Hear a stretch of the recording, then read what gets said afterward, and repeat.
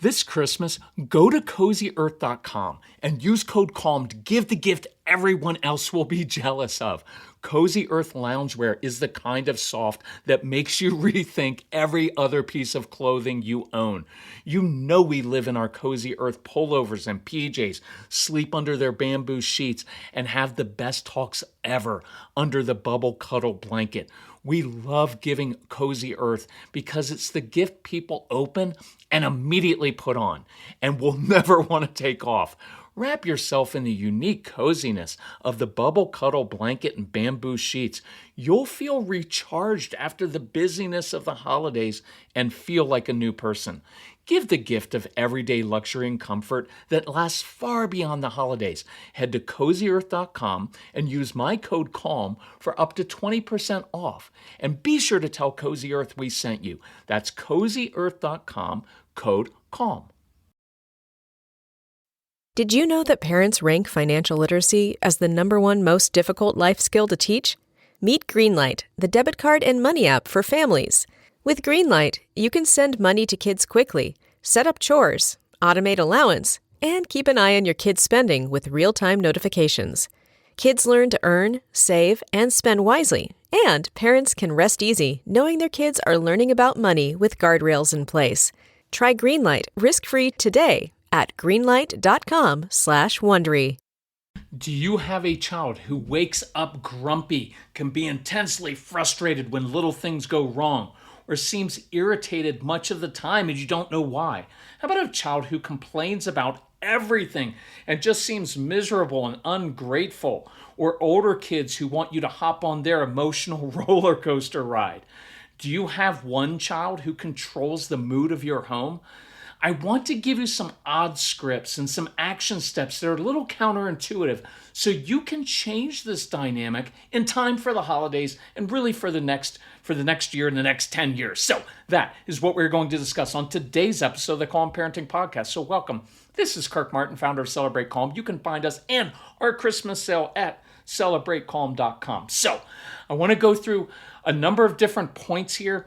I have it mapped out, but I didn't script it because sometimes with podcasts like this, I don't want to restrict myself and I want to just kind of go with the flow and hopefully it ends up well. Because I actually just was rereading this and I came up with 2 additional points which were better than the other ones. And I bet some other ones come out. So let's say you've got little kids and we get a lot of emails about the little kids of like, oh, my 6-year-old or 4-year-old, oh, they're so difficult and they're moody and intense. Yes, they wake up in the morning. They have an agenda. They get these ideas of what they want to do and they're so easily frustrated.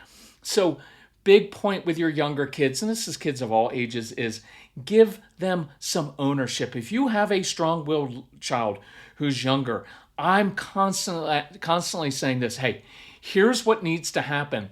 I just don't care how you get it done. Hey, do you want to do this in some kind of weird way? I do challenges. Hey, bet you can't do it backwards or blindfolded.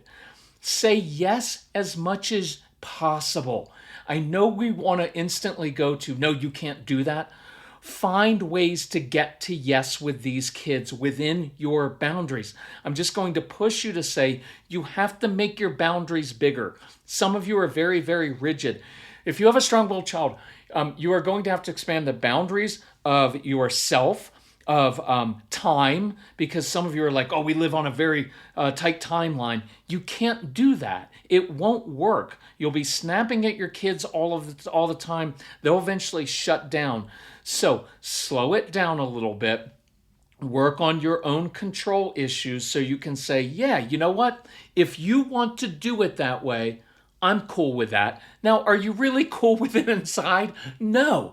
It's like, why can't you just do it the way I told you to do it? But if you keep doing that, then you're causing the power struggles. I'd also look into with younger kids gut issues. A lot of your kids have anxiety, so that lives in the stomach. It will make their stomach upset. Some of your kids have eczema. So you notice if they drink a lot of fruit juice and a lot of sugar, it will irritate their skin. Well, what happens? Well, if my stomach doesn't feel good or I'm anxious about school or going to that new place, well, I'm probably going to be a little bit more irritable. So just watch for that. And obviously, kids who don't sleep enough can struggle with that. Now, I mentioned this a couple minutes ago, but think about these kids that we have. They are born intense. They often visualize things. They're very visual. So they will picture something in their brains. They're also very mission oriented. They're not always task oriented, right? It's not always like, hey, go do these 3 chores. No, but bigger projects, bigger things. They get a vision for it. These are kids who are often going to become visionaries. Some of them are perfectionists who have big goals, and they're also very particular. And I don't mean that in a negative way. Because I hate sometimes, I mentioned in a recent podcast, like, oh, my child is picky with food. No, your child's particular. So am I. And there's nothing wrong with that. And so think of the opposite. So I had a stepdad, and he was just a really nice man. But he didn't have a vision for anything. All he did as he got older was he just did crossword puzzles. So he never really got upset. The biggest thing in his life to go wrong would be like, oh, my pencil ran out of lead. Oh, horrors. But he didn't have a big vision for things. I have a brother who loves just checking things off on a checklist. He just likes to be told what to do. But you and I often have kids who get a big vision for things, and they get a vision for things that they're not really ready to accomplish. You've seen this with little kids, and you're like, look, you're only 4 or you're 7. You can't do this. But they want to do it. Well, guess what? That leads to a lot of frustration. One other thing, these are also kids who tend to specialize. They're not always great at everything, but they'll find a certain area. And you've seen that. They'll have a certain passion, and they'll read like 18 books or watch documentaries on this one topic, and they hyper focus on one thing, and they want to go very, very deep into that. That's part of their genetic, or I don't know if it's their genes, but it's part of their wiring and their makeup. So these are kids who are going to get frustrated. Casey and I are just like this. So guess what? When things don't go our way, and oftentimes when little things go wrong, you will hear a flurry of us saying, oh, darn, I'm really upset. Yeah, you're not going to hear that. You're probably going to hear some worse words, because that's how we get our frustration out. So here are a couple things that I encourage you to do with these kids. One is just know that's how they're made. Don't be thrown off by it. There's nothing wrong with them. People with big dreams also usually have big frustration. And so I want you sometime to ask them and say, hey, I'm curious. Is the reason you get really frustrated because did you picture this? Like, did you wake up? Was this a vision inside your head of how you wanted to do it? Ask them what it feels like so that they can say yes, and they can start to verbalize and say, yes, I had an idea of how I wanted to do it, and it didn't work out the right way, and I'm frustrated at myself, and then I take it out on you. I want them to know that's what's going on, that it's not just like, oh, they're out of control kids, oh, they have big emotions. I think they're more defined by they have big dreams, and that just leads to the frustration. Another thing I would tell them, hey, you know what this tells me about you? Is that you're very conscientious. You care about how things turn out. And that's what a lot of inventors and visionaries do. And I love that about you. That is an extremely helpful quality. If you are going to be an architect or an engineer or a dentist, you have to be particular about things. That's a great quality to have. Here's the thing. You're just going to get very frustrated. So I want you, this is an interesting concept, and I'm going to star this so I can develop more on this later, is I want you to teach your kids, one, that their intensity is a good thing. 2, how to use that intensity to their advantage, because it is a huge advantage in life, because you can build things and you can grow things and you take risk and you can do great things. But the third thing is to teach them how to do it without destroying things, without self-sabotaging themselves. I would begin practicing and saying, you know what? I'd be frustrated too. Man, you had a vision, didn't turn out right. Hey, you know what? Let's go for a walk right now. Let's go for a hike. Let's go for a run. You know what I found in life, son? is when I get really frustrated, I just need to sleep on it because otherwise I'll come in and I'll kind of ruin it. Have you seen me do that before? Talk to them normally. Hey, can you ever remember when you were building that particular project and you got frustrated and you just knocked it all down? Well, afterwards you regretted it. So, I want you to learn how to use your intensity so that you're in control of it and so it doesn't control you. That's a pretty cool concept to teach your kids. And that was not in my notes. And that's why I like doing podcasts like this. I get so excited to get new insights like this or put them into different words. So thank you for listening to the podcast because it's so much fun for me to learn and be like, oh, I just learned something new about my child. Or some of you, it's like, oh, I'm learning about myself. I'm this way. I've self-sabotaged myself in life. Okay, couple more ideas that just came to mind is one is this. Model for your kids how you deal with your own intensity, but also your own moods. Look, a lot of times with Casey, I was just very honest. And some days I just say, like, you know what? I get home from we do a big work trip and we'd be gone for like 2 weeks. And sometimes I'd have a pity party afterwards. I'd be like, why am I doing this? Like, I'm a very grateful person. I'm positive, lots of energy. I'm an optimizer, right? Those kind of things that's annoying. But occasionally I'd have a pity party. And I remember thinking, you know what? Once every few months, I am going to give myself a half a day or a day to just have a pity party. I think it was because I was tired. But most of the time it was this. It was like, I'd just be like, you know what? I woke up, I'm just in a bad mood. Have you ever had those days? You don't even know why you're in a bad mood. But what I've learned as I've gotten older is to not always fight that. Now, I know it's like, okay, do your gratitude list, get over that. But sometimes it's just there. So I would tell my family this, and I think this is excellent modeling. So with all the holiday parties and pressure, Mrs. Calm and I have a secret strategy. We order 3 Hungry Root meals each week, so we're guaranteed to get high-protein meals with all good ingredients without the stress of battling grocery store crowds. Last night, I prepared the Hungry Root bison pasta bolognese and the Korean barbecue chicken in less than 20 minutes with no waste, minimal cleanup, and over 40 grams of protein each. Plus, they're delicious.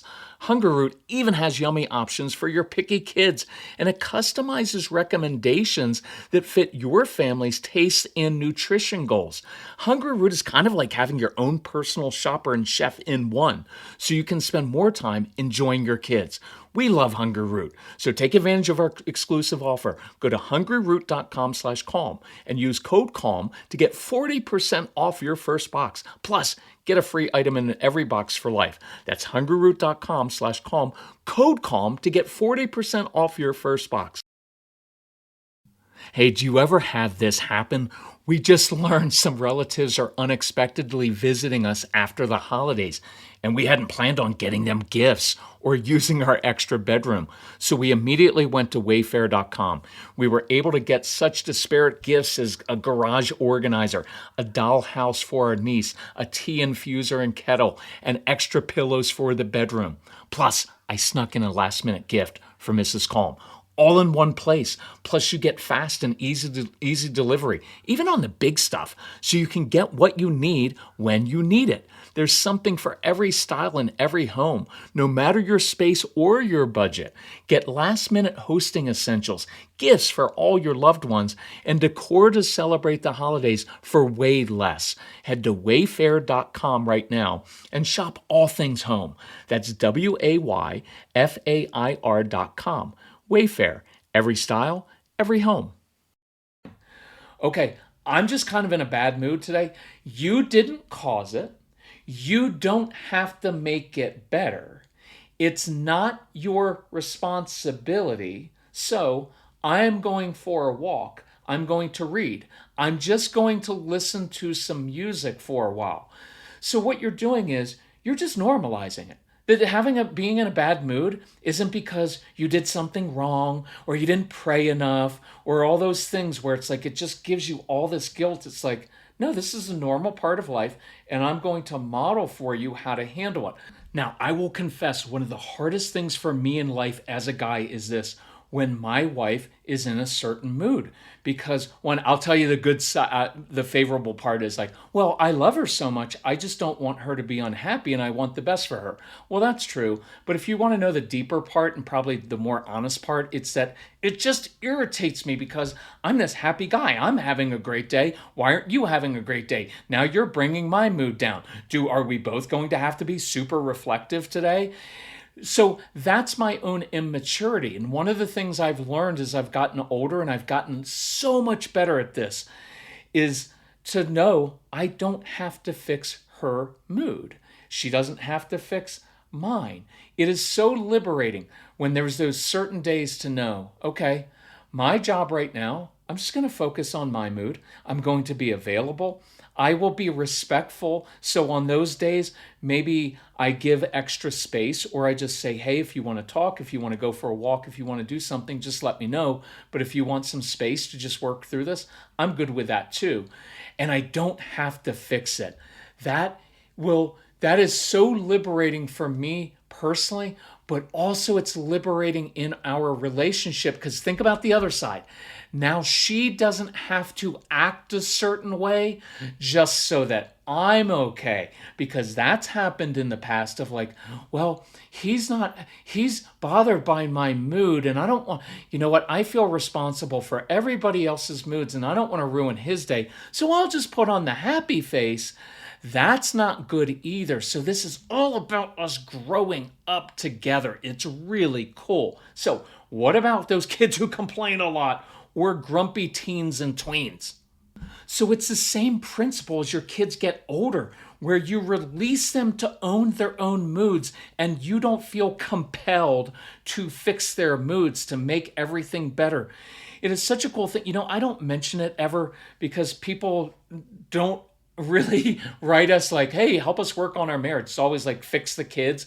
And my response is usually like, you know what, the best way to help your kids is if you two model how to handle conflict and have this healthy relationship in front of them. If you ever get one of our packages, the package on the Christmas sale, there's 17 programs. One is a Calm Couples University. It's a marriage program. And even if you're not married, it's on how to have a healthy relationship with yourself and other people.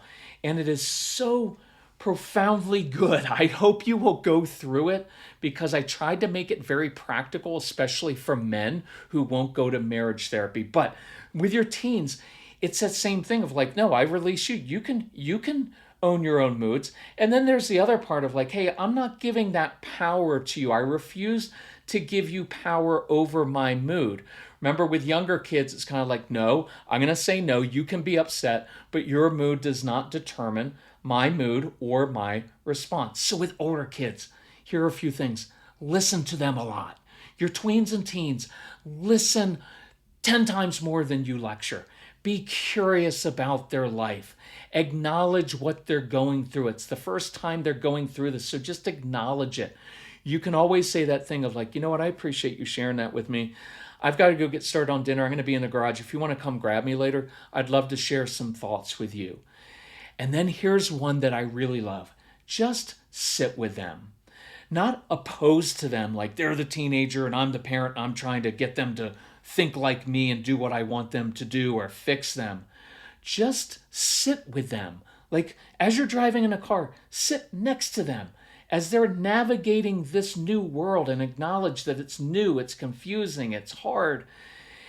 And I was thinking, wouldn't you love sometimes to have your spouse or a friend or if you have a grown parent, just sometimes sit with you and not try to help you with your mood. See, that's infuriating, right? Hey, do you need some help? Do you want to talk about why you're in this mood right now? No, you know what? You're making it way worse. Stop trying to fix me. Sit with them and don't fix it. That is one of the coolest things. And what you will communicate is, you're going to get through this. It's normal. It's expected. You're going to be on a roller coaster in your teen years, but I believe you're capable of handling this. Okay, complaining kids. You have those kids where you save up all your money, way too much money. You take them to Disney or an amusement park or on some vacation. Some of you are about to do that over the holidays. And they complain literally the entire time about every little thing. You get home, a couple days later, the grandparents come by and they're like, hey, how was vacation? And this same child is like, Grandma, Grandpa, that was like the best vacation ever. And you're like, wait, what? What is that about? So here's what I want you to know. I've been through this before, but I want to repeat it. This is not a gratitude issue. I can promise you 100% it is not a gratitude issue. This is how many of our intense kids process their feelings, their frustration, and their disappointment.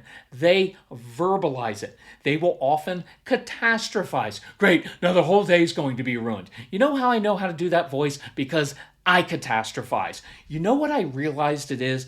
I'm setting up the expectation that it's going to be so bad that when it's not, it's kind of a relief.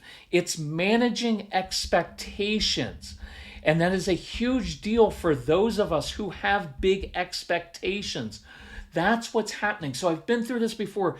You can have them vent and put boundaries on it. Hey, after school, totally get it. Next 7 minutes, why don't you vent and tell me everything that you dislike about your school day and about your teachers and everything else, and I will validate that. Yeah, that stinks. I'd hate to have to do that too. But after 7 minutes, we're going to problem solve. What are you going to do differently?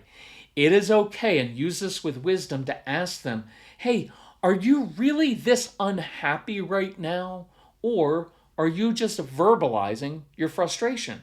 Because it would help them to know, well, this is how I process, so they can be open about it.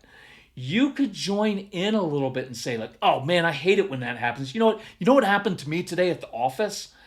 So I shared this, I think, on Instagram. Casey took me on a father-son hiking trip this summer. And there's this one day when he had this big hike planned, and he puts a lot of time and effort into planning the route, not going where everybody else is. So we get like a lot of elevation and vert and a good workout, but we also get places where the tourists and other hikers don't go, and amazing views. And that morning it was foggy. You couldn't see a thing. And so we're climbing, like this is 4,000 feet straight up. And he's just complaining because the day's going to be ruined. And I remember I do this for a living. Like I teach you guys this stuff all the time. And inside I'm like, okay, what do I teach people? What do I teach people? And because I wanted to counter it, I wanted to say, you know what, you don't have to ruin it by doing this. I didn't want to also dismiss it and say like, you know what, it's going to be fine. The fog's going to break. It's going to be okay. So I didn't. I just kept saying to myself, I'm going to have a great day. I'm going to have a great day. My job is not to fix my son's mood, is not to tell him that he needs to be grateful that we get to do that he has such an awesome dad. Kidding. But I controlled myself in that. And it was so cool to watch his response as the day and the morning went on. And at one point he turned around and he said, Dad, I know this is hard for you to listen to, and I appreciate you not saying anything. I'm just working through it. He said, I know that we won't always have these times together to do these epic hikes, and I just want them to be so special for you. And it's like, even as I say that now, I'm getting a little like choked up, like, see, it's like their motivations are good. And they're just these intense kids who's like, I've got this dream and this vision of how this hike is going to go, and now it's not going the right way, and all of that. As it turned out, the sun came out later, and it was one of the most amazing days of our life. But I got to practice kind of what I teach. So relax with that. It's not a gratitude issue. I promise you with that. So the kids who control the mood of the home, look, if you do all these other things and you create successes, which we've been to, getting them using their gifts, talents, and passions, and not giving them power over you, all those things, man, it will begin to change this a lot. So I got this really cool email from this mom, and she said, I'm old enough now to know that I'm not going to get the Christmas gifts that I really want, but you do have to learn how to be assertive. So she said, I went ahead and I asked my husband, I was like, I just want to get this package. I want to start working on this. So we used your Christmas sale and we took advantage of that. And we started listening to the programs. And she said, this is really cool. We're a few weeks in. The biggest change is this. I'm controlling myself.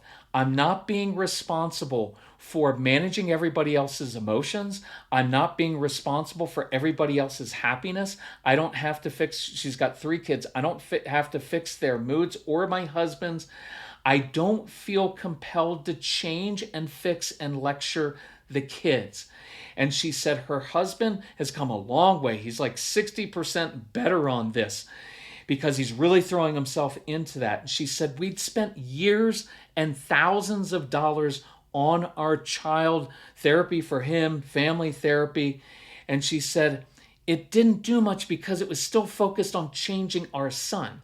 She said we spent like less than like $200 on your programs, and now we're changing our responses. And it's not perfect. We're not a perfect family, but we're enjoying our kids again. I'm not feeling compelled to be responsible for everybody else, just myself. And she said, we've switched, and my husband and I are getting closer because we're seeing this. We used to fight over how to change the kids because we had different ideas about how to do that. Now we have a common goal. We're both learning how to control ourselves and grow up and be mature adults. And now we're on the same team. We're actually helping each other. And this is a really cool thing. She said, we're not really focused on fixing the kids, and yet their behavior is much better. Our attitude is much better. And it's so liberating. And she said, my husband and I she said, there's something has happened where now they're together helping each other, saying, I'm immature in that area. Will you help me? And they're dealing with a lot of the childhood stuff. So I say that because I have so much respect for you all. You're breaking generational patterns, and I'm so proud of you. So listen to this one again. Watch the Instagram videos I do on this, because there were a lot of little things in here about teaching your kids how to use their intensity so it doesn't control them, about normalizing, modeling how you deal with your own moods. It's really cool. Do that stuff. It will change your home. All right. Love you all. If we can help you at all, if you need help financially with anything, reach out to Casey, Casey at celebratecalm.com. We will be super thrilled to help you out. All right. Love you all.